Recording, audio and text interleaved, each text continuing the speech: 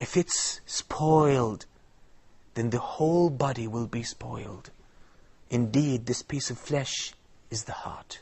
This is the central role that the heart plays in our lives. So all our conduct, the way we go about, the way we carry ourselves in this world, the way we react to different things, the way we see different things, all of this is decided in the heart and by the heart. So what your heart is, this is your reality. This is what kind of person you are. So the Prophet ﷺ says, if your heart is sound, then all your actions will be sound. You don't have to worry about that. But if your heart is corrupt, all of your body, all of your actions, everything you do, generally speaking, will be corrupt. So this is the central position or the central station that the heart occupies in our lives, in our behavior. And this is a very key point for those who are after reform, those who are concerned with the welfare and the well-being of the Muslim Ummah as individuals and as a whole nation. If you want to rectify yourself, if you want to improve yourself spiritually, in terms of your relationship with Allah subhanahu wa ta'ala, your main focus should be on the heart. Because once you get your heart right, all the actions will follow suit. Very simple.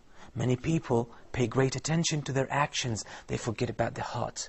So they spend their lives trying to fix their actions, trying to fix their deeds, trying to fix some superficial mistakes. And they waste their time. You have to find the root of the matter. And the root of everything you do, everything you say, is in the heart. So if you manage to get to your heart and fix it and rectify it, everything else will be rectified so easily. Because everything will follow the heart. So if you have a sound heart, then your actions will be sound. Everything you do, everything you say, the way you speak, the way you look at things, the way you think, all of this is dependent on the heart. So our main focus should be on the heart. Once we fix it, as I said, everything will follow suit. Everything will be automatically rectified and will be set right, inshaAllah. So this is why we talk about the heart. Some of the beautiful statements that was said by a person from the early generations, actually some books trace that back to the Prophet ﷺ, but as far as I know, it's not been traced authentically to the Prophet ﷺ. But it's a very true statement. It says that the heart is the king. The heart is the leader of the whole human being. That's your leader, that's your manager, that's the king. So if the king is righteous, if the leader is righteous, if the commander is righteous, the limbs which are the soldiers of that commander will be also righteous. They will follow the example of their commander. But if the king or the commander is corrupt, then the whole army, all of the other soldiers will be also corrupt. So the heart is the leadership. Heart is the king. The heart is the commander. So if it's all right, everything will be okay. If your heart is pure, your actions will be pure. If your heart is honest, then your words will be honest. Your actions will be honest. So this is why we have to focus on the heart, not on the actions. The actions are the symptoms. The actions are the reflection. What is in our hearts, you will find it mirrored. It will be replicated. It will be represented and reflected in our actions. This is why our main focus should be on the heart.